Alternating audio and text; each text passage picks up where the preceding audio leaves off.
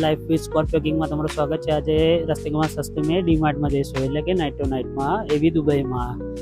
હવે જઈએ છીએ આપણે કપડા બાજુ. કપડામાં એકે માલમાં દમ નહોતો, કારણ કે બ્રાન્ડ જ નથી. એમાં દેખાઈ ગયો મને દૂરથી એક ટી શર્ટ જેમાં લખ્યું હતું બોયફ્રેન્ડ. હવે છોકરીઓની જિંદગીમાં બોયફ્રેન્ડ હોય છે, મારી જિંદગીમાં ગર્લફ્રેન્ડ નથી. પછી આ જબ્બા લેગા જેમાં મને સહેજે બરકત ના લાગી, એટલે હું ઉતરી ગયો નીચે. પછી દેખો વેક્યુમ ક્લીનર. વેક્યુમ ક્લીનરમાં જિંદગીનો કચરો સાફ નથી થતો, ખાલી ઘરનો કચરો સાફ થાય છે. પછી આવી બેગો. હવે બેગો તો હું ઇન્ડિયાથી લઈને જ આવ્યો છું, એટલે મારા શું કામની, એટલે મેં પછી જોયું જ નહીં એની. હવે પછી આવ્યો electric gas stove. Electric gas સ્ટવનું બિલ ભરતા ભરતા જ મારી જ આવી લાલ થઈ ગયેલી. એટલે પછી અમે નીચે ઉતરી ગયા. પછી દેખાવ તાવો, આ તમારા ગર્લફ્રેન્ડને કે તમારી વાઈફને બતાવતા નહીં, નીકળ ફેંકીને છૂટ્ટો મારશે, બહુ મોંઘું છે.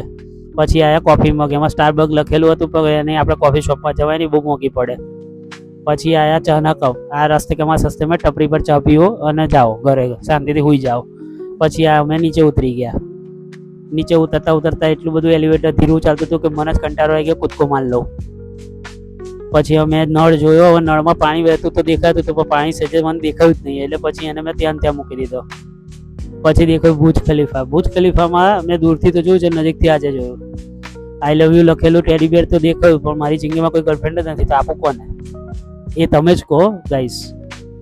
પછી અમે કપો જોયા. હવે કપોમાં વર્લ્ડ કપો ને ટ્રોફી આપવાની કોને એ મને સમજાતું નહોતું.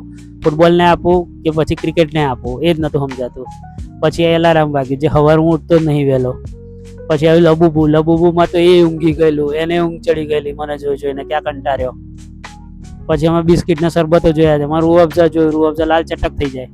પછી લાઇટ જોઈ. હવે આ રિંગ લાઇટ જોઈને મને એવું આવ્યું કે જિંદગીમાં તો લાઇટ જ નહીં. પછી આવ્યા ફરી કપો, જેમાં મને દારૂના કપ દેખાઈ ગયા. પણ એ દારૂ તો આપણે અહીંયા પીવાય નહીં, અને હું પીતો પણ નથી. પછી ચોકલેટ દેખાઈ. હવે આ ગર્લફ્રેન્ડને આલું કે ઘરે આલું એ જ નથી ખબર. પછી દેખાય બીજી ચોકલેટ, જેમાં દોરેલી દુબઈ ફ્રેમ. પણ દુબઈ ફ્રેમ તો હું નજીકથી જોઉં છું, તો ચોકલેટ શું કામ લઉં? તો મળીએ બીજા નેક્સ્ટ બ્લોગમાં. Thank you.